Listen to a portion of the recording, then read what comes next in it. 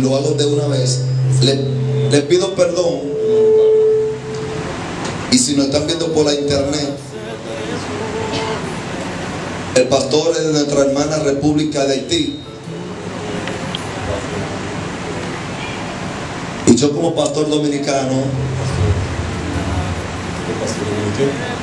le pido perdón por todos los dominicanos que de alguna forma u otra han ofendido, han agredido, han maltratado a la nación haitiana.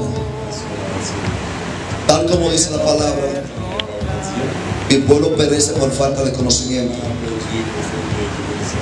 Ellos no entienden que todos somos uno y somos creados por uno. Y a la hora de la venida y del rapto, todos estaremos en el mismo lugar. El Señor me dijo que le pidiera perdón por cada dominicano que ha ofendido su tierra. ¿Quieres decir algo? Bonsoir tout le monde. Buenas noches a todos. Buenas noches. Buenas noches. Aleluya. Aleluya. Shalom. Shalom. Dios te bendiga. Dios te bendiga.